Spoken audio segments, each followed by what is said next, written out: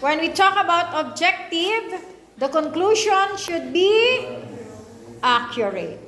No? Kailangan objective tayo. What should be the answer na nanggaling sa inyong empirical observation?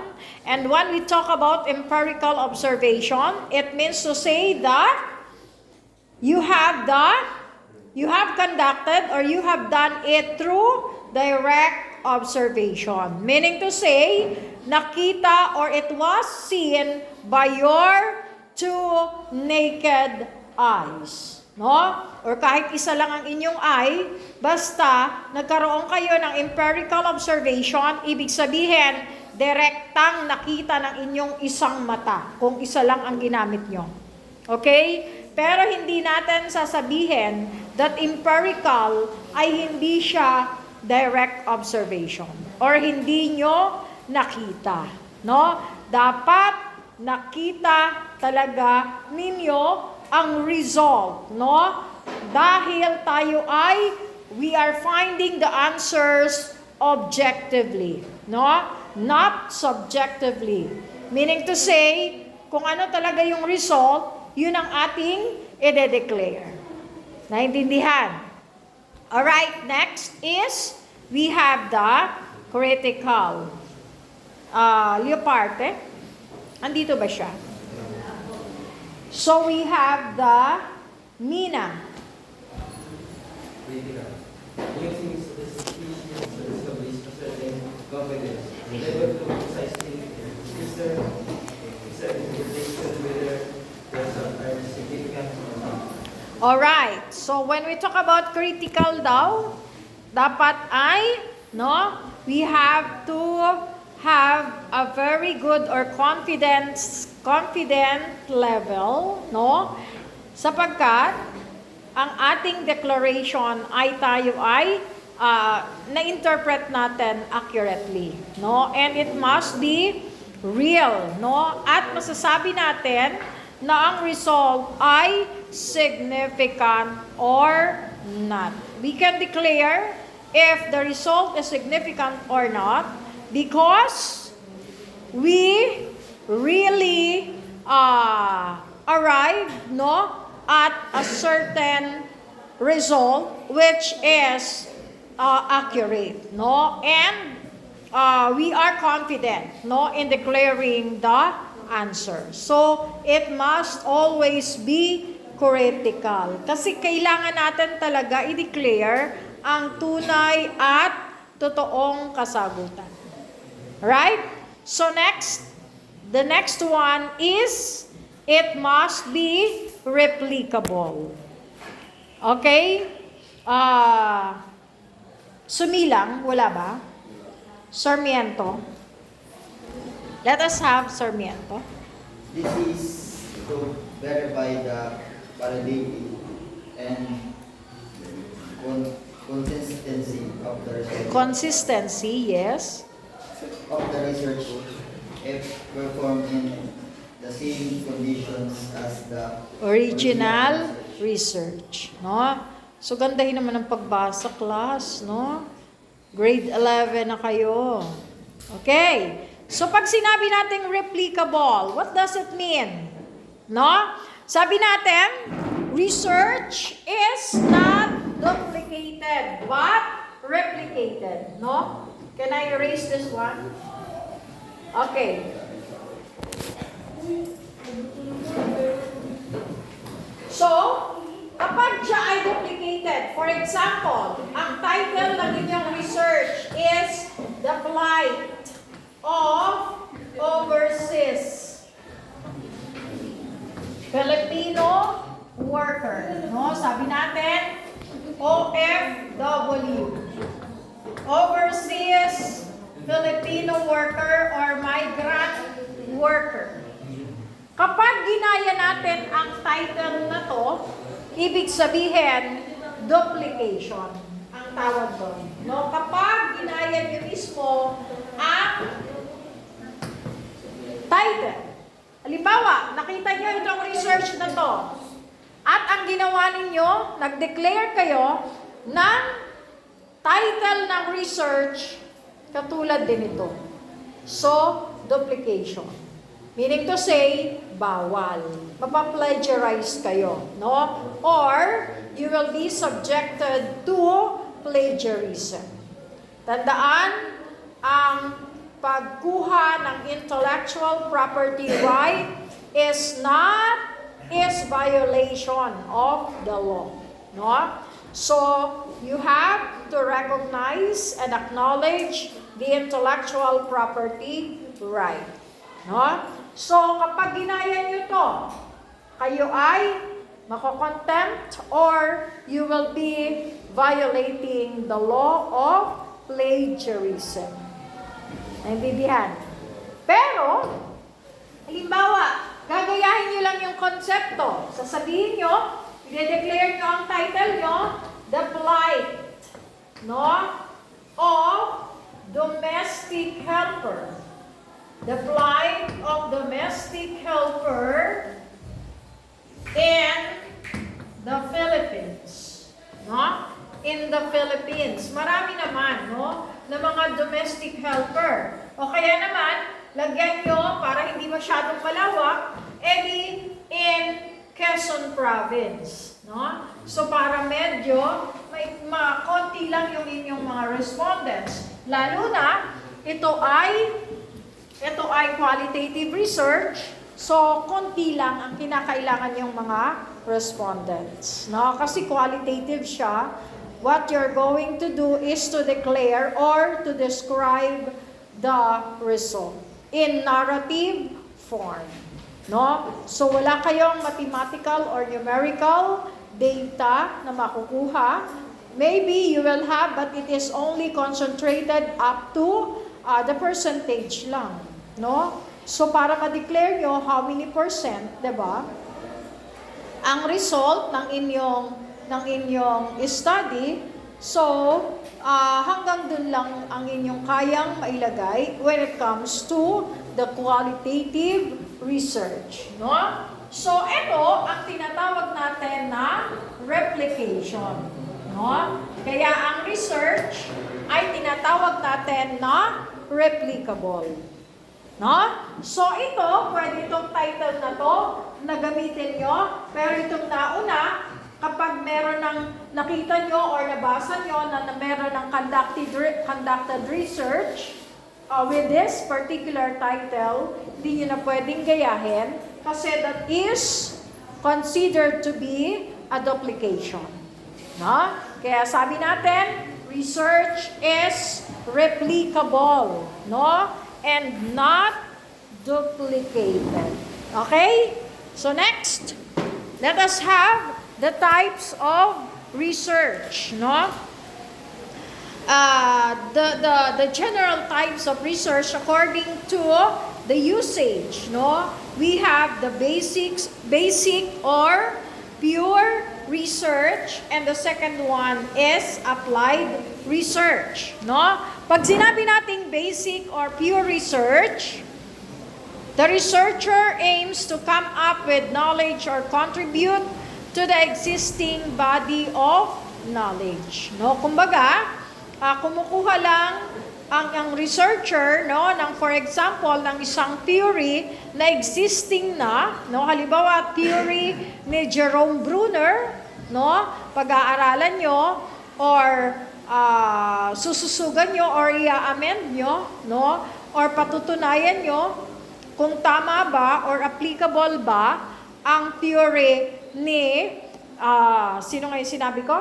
Jerome Bruner, no? So, pwede niyong pag-aralan yon. At ang tawag natin doon ay basic or pure research, no? O kaya naman, ang isang teacher ay nagkakandak, no, ng another intervention o nagkakandak ng research para makahanap siya or for him or for her to be able to find an intervention, no, that can increase, 'di ba?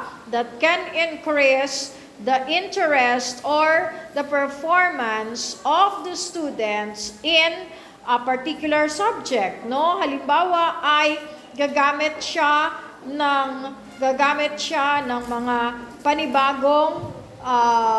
panibagong tools or equipment or magagamit niya sa kanyang pagtuturo, no?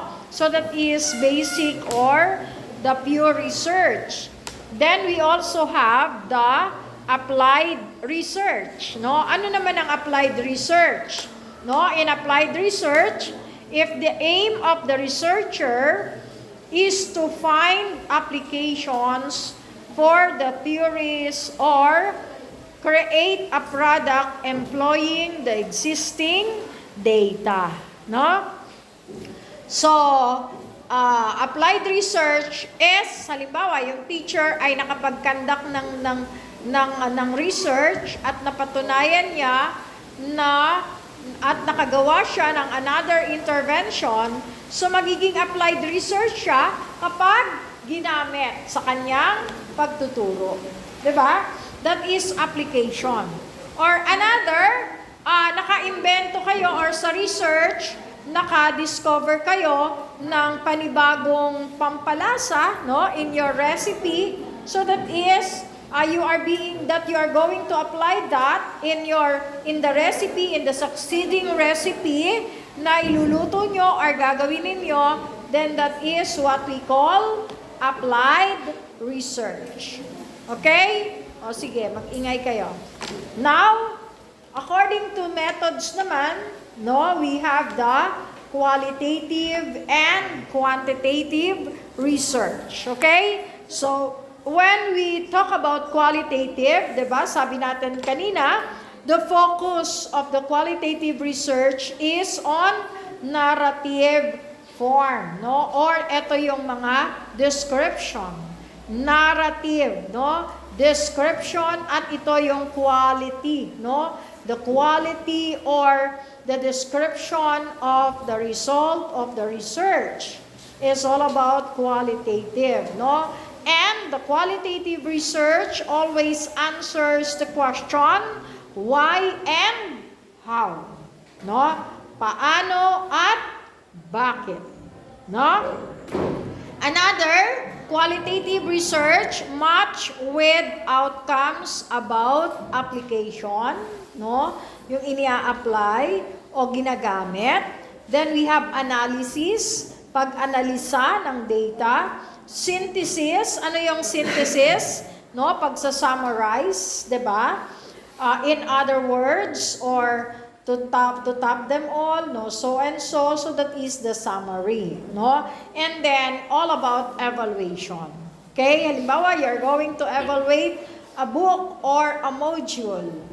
Is it beneficial to the students or is it helpful, no, to the students or not, no? So ano ang gagawin nyo? Siyempre, you are going to answer it also in the form of statements, 'di ba? Kaya siya ay qualitative, no? And the second one, we have quantitative research, no? When we talk about quantitative research, it focuses on numbers or the numerical data, no? Ito, meron tayong computation, no? Ginagamitan natin ng statistical tool ang quantitative research kasi marami siyang sinasagot na katanungan, no? The who, the what, the where, and the when.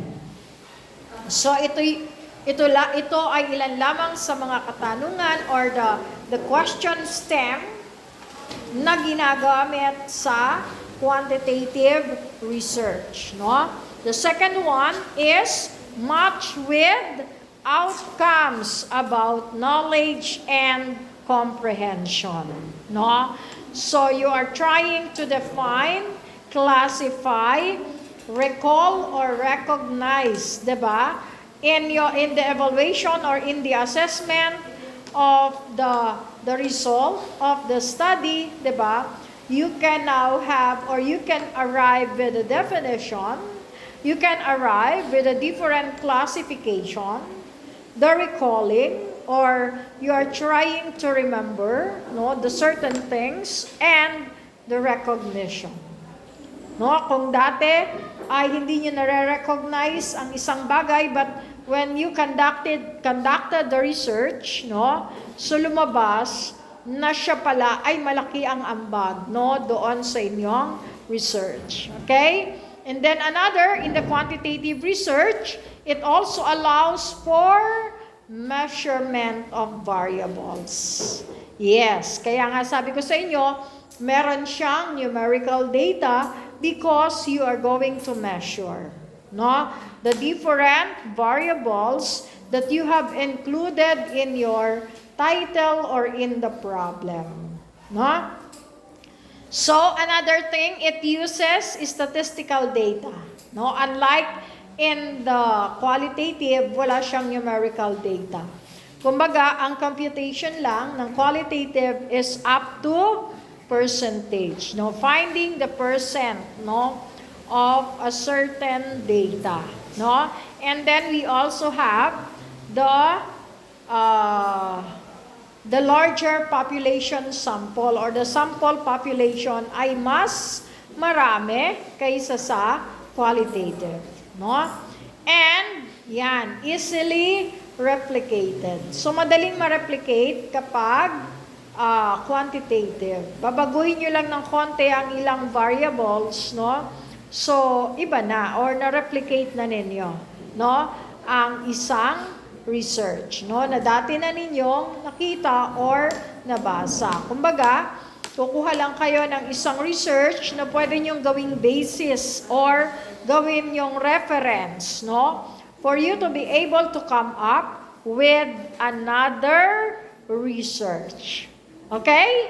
So that is the difference between qualitative and quantitative research. Okay? So, another explanation about qualitative research, it deals with the characteristics observed from the subjects and uses minimal to no statistical analysis. And, therefore, nagko-concentrate lang tayo sa mga statements, no? Characteristics, no, ng ating mga variables, 'di ba? Characteristics, ano-ano ang characteristics nila, and we are just trying to describe in the qualitative research. On the other hand, the quantitative research focuses on the analysis and interpretation of the raw numerical data gathered. No? So nakafocus siya sa analysis, no, sa collection of data and interpretation of numerical data that has been gathered. Okay? Intindihan? So the next one, we have the cycle again. How do we conduct the research? Okay? So, yan. How is research being conducted? Diba? I gave you this illustration about the certain problem or about an experimentation. And I told you that it is likened also in how you conduct research, no? Because when you conduct research, you will also start with identifying the research problem, no? And you're going to formulate hypothesis. What is hypothesis? This is your intelligent guess, or this is your expectations on what will happen with your research. So kaya pwede ninyo after the research, no, you can reject or accept the null hypothesis, no? So next one, after that, the formulation of the hypothesis, no, or you already have the methodologies in your research, then you will start now with the data collection, no? Data collection, data analysis, interpretation of data, and then saka pa lang kayo magre-report ng result. No, you are going to have the identification of the result. Okay? So, is there any question, class?